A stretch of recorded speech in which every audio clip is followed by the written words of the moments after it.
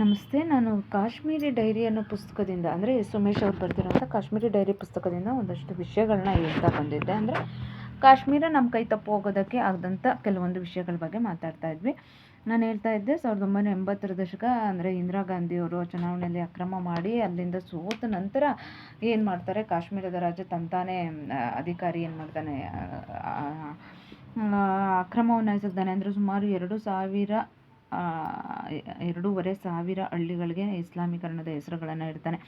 ಅದಾದಮೇಲೆ ಪಾಕಿಸ್ತಾನದ ಉಗ್ರಗಾಮಿಗಳು ಕಾಶ್ಮೀರಕ್ಕೆ ಬಂದು ಸಿಯಾಚಿನ ವಶಪಡಿಸ್ಕೊಳ್ಳೋಕ್ಕೆ ಟ್ರೈ ಮಾಡ್ತಾರೆ. ಆದರೆ ಆಪರೇಷನ್ ಧೂಮ್ಕೇತಿಂದ ಗುಪ್ತಚರ ಇಲಾಖೆಗಳಿಗೆ ಬಂದ ಮಾಹಿತಿಯಿಂದ ಆಪರೇಷನ್ ಮೇಘದೂತನ ಆಚರಿಸಿ ಸಿಯಾಚಿನ್ನ ಸುತ್ತಮುತ್ತ ಶಿಖರಗಳನ್ನು ನಮ್ಮ ವಶಕ್ಕೆ ತಗೋತಾರೆ ಅಂತ ಹೇಳಿದ್ದೆ. ಹಂಗೆ ಅಂದರೆ ಕಾಶ್ಮೀರದಲ್ಲಿ ನಾವು ಸದ್ಯದಲ್ಲೇ ಜಿಹಾದ್ ಮಾಡ್ತೀವಿ ಅಂತ ಹೇಳಿ ಅವರು ತುಂಬ ಪೊಂಡಾಟಿಕೆಯನ್ನು ಪ್ರದರ್ಶನ ಮಾಡ್ತಿರ್ತಾರೆ. ಅದಕ್ಕೆ ಇಂದಿರಾ ಗಾಂಧಿ ಆಗ ಫರೂಕ್ ಅಬ್ದುಲ್ಲರನ್ನು ಮುಖ್ಯಮಂತ್ರಿಯನ್ನಾಗಿ ಮಾಡಿರ್ತಾರೆ. ಅವನ ಸರಿಯಿಲ್ಲ ಅಂದ್ಬಿಟ್ಟು GM ಶಾ ಅವನು ಸರಿಯಿಲ್ಲ ಅಂತ ಮತ್ತೆ ಫರೂಕ್ ಅಬ್ದುಲ್ಲಾ, ಹಿಂಗೆ ನಡೀತಾನೆ ಇರುತ್ತೆ. ಒಂದು ಕಡೆ ಸಿಖ್ಖರ ವಿರುದ್ಧ ದಾಳಿ ನಡೀತಾ ಇರುತ್ತೆ, ಒಂದಷ್ಟು ಸೈನಿಕರು ಅಲ್ಲಿಗೆ ಹೋಗಿರ್ತಾರೆ. ಒಂದು ಕಡೆ ಕಾಶ್ಮೀರಕ್ಕೆ ಒಂದಷ್ಟು ಸೈನಿಕರು ಕಳಿಸಲಾಗಿರುತ್ತೆ. ಒಂದು ಕಡೆ ಪಂಜಾಬಲ್ಲಿ ಒಂದು ಗಲಭೆಗಳು ನಡೀತಾ ಇರುತ್ತೆ, ಅಲ್ಲಿ ಸೈನಿಕರು ಒಂದಷ್ಟು ಹೋಗ್ತಿರ್ತಾರೆ. ಅಲ್ಲದೆ ಇಂಪಾರ್ಟೆಂಟು ಅಂದರೆ ನಾನು ಹೇಳ್ತಾ ಇದ್ದೆ, ಉಗ್ರರ ಏನು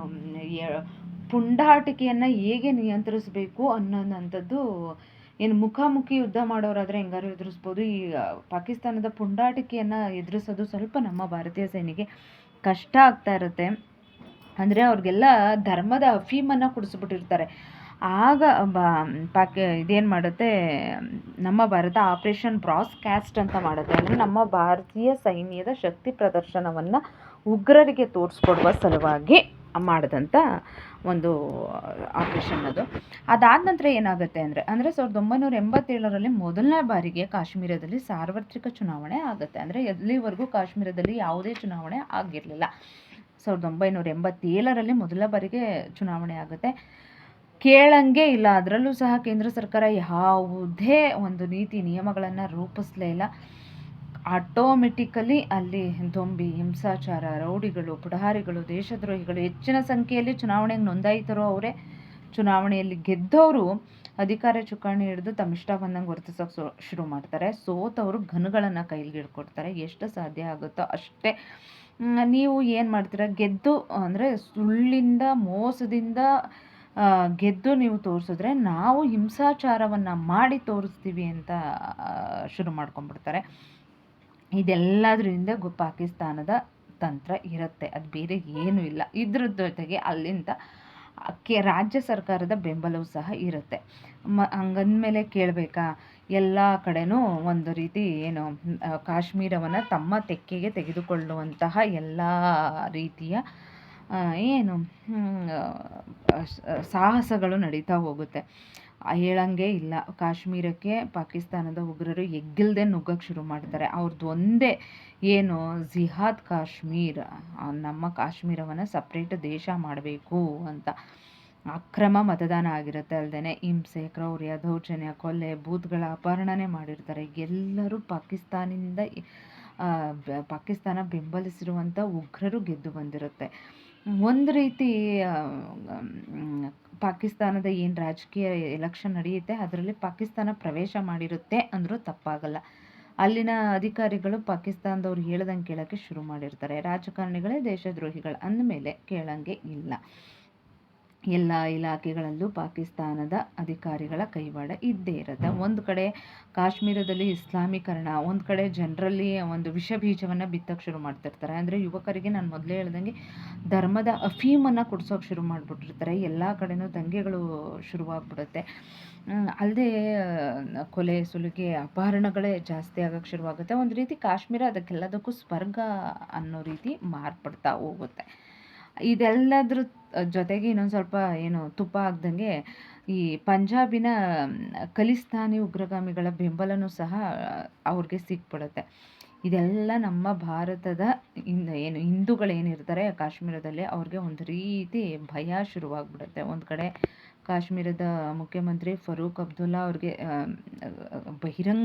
ಬಹಿರಂಗವಾಗಿ ಅವನು ಯಾವಾಗ ಬೆಂಬಲವನ್ನು ನೀಡೋಕ್ಕೆ ಶುರು ಮಾಡ್ತಾನೆ, ಅದು ಒಂಥರ ಕಾಶ್ಮೀರಿಗೆ ಇಲ್ಲದಂಥ ಉಗ್ರರಿಗೆ ಒಂದು ರೀತಿ ಏನು ಮುಖ್ಯಮಂತ್ರಿನೇ ನಮ್ಮ ಸಪೋರ್ಟಿಗೆ ನಿಂತವನೇ, ಇನ್ನೇನು ಬೇಕು ಅಂತ ಅಂದ್ಕೊಂಡು ಇನ್ನು ಎದ್ವಾ ಶುರು ಮಾಡ್ತಾರೆ. ಆಗ ಮತ್ತೆ ಕೇಂದ್ರ ಸರ್ಕಾರ ಏನು ಮಾಡುತ್ತೆ, ಫರೂಕ್ ಅಬ್ದುಲ್ಲನ ಕಿತ್ತಾಕಿ GM ಶಾನ್ನ ಮುಖ್ಯಮಂತ್ರಿ ಮಾಡುತ್ತೆ. ಇನ್ನೇನು ಮಾಡ್ತಿಲ್ಲ, ಅವನನ್ನು ಕಿತ್ತಾಕಿ ಇವನನ್ನು ಕಿತ್ತನ್ನು ಇವನು ಏನು ಕಡಿಮೆ ಇಲ್ಲ, ಅವನಿಗಿಂತ ಇವನು ಅವರಪ್ಪ, ಹಂಗಾಗಿ ಏನು ಮಾಡೋಕ್ಕಾಗಲ್ಲ. ಇದೆಲ್ಲ ಪಾಕಿಸ್ತಾನಿ ಉಗ್ರರಿಗೆ ನಮ್ಗೆ ಹಿಡಿತಕ್ಕೆ ಒಂದು ಕಾಶ್ಮೀರ ಒಂದು ಹಂತಕ್ಕೆ ಬಂತು ಅಂತಂದಮೇಲೆ ಅವರು ಶುರು ಮಾಡಿದ್ದು ನಮ್ಮ ಭಾರತೀಯ ಸೇನೆ ಪಡೆಗಳ ಮೇಲೆ ಒಂದು ರೀತಿ ವಕ್ರದೃಷ್ಟಿಯನ್ನು ಬೀಳೋಕ್ಕೆ ಶುರು ಮಾಡ್ತಾರೆ.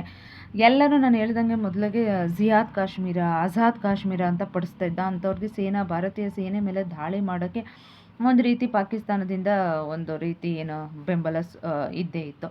ಕಾರ್ಗಿಲ್ಲು, ಪೌಂಚು, ರಜೌರಿಗಳ ಮೇಲೆ ದಾಳಿ ಮಾಡೋಕ್ಕೆ ಶುರು ಮಾಡ್ತಾರೆ. ಅದಲ್ಲದೆ ಈ ಸಿಯಾಚಿನ್ ಮೇಲೆ ಅವ್ರಿಗೆ ಆಕ್ರಮಣ ಮಾಡುವಂಥದ್ದು ಉದ್ದೇಶ ಏನೂ ಇರಲಿಲ್ಲ. ಆಗಲೇ ನಾನು ಹೇಳ್ದಂಗೆ ಸಿಯಾಚಿನನ್ನು ನಮ್ಮ ಭಾರತೀಯ ಸೇನೆ ವಶಪಡಿಸ್ಕೊಂಡಿದ್ದು ಆಗಿತ್ತು. ಅಲ್ಲಿಂದ ಸುಮಾರು ಶಿಖರಗಳನ್ನು ವಶಪಡಿಸ್ಕೊಂಡಾಗಿತ್ತು. ಅದನ್ನು ಏನೋ ವಶಪಡಿಸ್ಕೊಳ್ಳೋವಂಥ ಉದ್ದೇಶ ಏನಿರಲಿಲ್ಲ. ಆದರೆ ಒಂದು ರೀತಿ ಭಾರತೀಯ ಸೈನ್ಯದ ಮೇಲೆ ಒತ್ತಡವನ್ನು ತರುವಂಥ ತಂತ್ರಕ್ಕೆ ಅದು ಬೆಂಬಲವನ್ನು ಕೊಡುತ್ತೆ. ಸರಿಯಾಗಿ ನಾನು ಮೊದಲೇ ಹೇಳ್ದಂಗೆ ನಮ್ಮ ಭಾರತೀಯ ಸೈನ್ಯ ಒಂದು ಕಡೆ ಸಿಖ್ಖರ ದೊಂಬಿಯನ್ನು ನಿಯಂತ್ರಿಸೋದಲ್ಲಿ, ಒಂದು ಕಡೆ ಶ್ರೀಲಂಕಾಗೆ ಹೋಗಿರುತ್ತೆ, ಒಂದು ಕಡೆ ಪಂಜಾಬಲ್ಲಿ ದೊಂಬಿಗಳನ್ನು ಹತ್ತಿಕ್ಕೋದ್ರಲ್ಲಿ ನಿರತವಾಗಿರುತ್ತೆ. ಈ ಸಮಯವನ್ನು ಉಪಯೋಗಿಸ್ಕೊಂಡು ಕಾಶ್ಮೀರದಲ್ಲಿ ಇದ್ದಂಥ ಉಗ್ರರು ಶ್ರೀನಗರದ ಪಠಾಣ್ಕೋಟು, ಕುಪ್ವಾರ, ಬಾರಾಮುಲ್ಲಾ, ಬಂಡೀಪುರ ಹೀಗೆ 4-6 ಕಡೆ ದಾಳಿ ಮಾಡೋಕ್ಕೆ ಶುರು ಮಾಡಿಬಿಡ್ತಾರೆ. ಅದಲ್ಲದೆ ಶ್ರೀನಗರದ ಡೌನ್ ಟೌನಲ್ಲೇ ಗುಂಡಿನ ದಾಳಿಯನ್ನು ಮಾಡೋಕ್ಕೆ ಶುರು ಮಾಡಿಬಿಡ್ತಾರೆ. ಇದು ದಿನದಿಂದ ದಿನಕ್ಕೆ ಹೆಚ್ಚಾಗ್ತಾನೆ ಶುರುವಾಗುತ್ತೆ. ಯಾವ ರೀತಿ ಅಂತಂದರೆ, ಈ ಶ್ರೀನಗರದ ವಿಮಾನ ನಿಲ್ದಾಣ, ರೇಡಿಯೋ ಸ್ಟೇಷನ್ ಇವುಗಳ ಮೇಲೆ ದಾಳಿ ಮಾಡೋದಕ್ಕೆ ಶುರು ಮಾಡಿಬಿಡ್ತಾರೆ. ಅಷ್ಟೇ ಅಲ್ಲ, ಬನಿಹಾಲ್ ಸುರಂಗ ಮತ್ತು ಕಾರ್ಗಿಲ್ ಲೇಹ್ ಹೆದ್ದಾರಿಯನ್ನು ಸಂಪೂರ್ಣವಾಗಿ ಕಡಿದು ಹಾಕುವ ಹುನ್ನಾರವನ್ನು ನಡೆಸ್ಕೊಂಡಿರ್ತಾರೆ.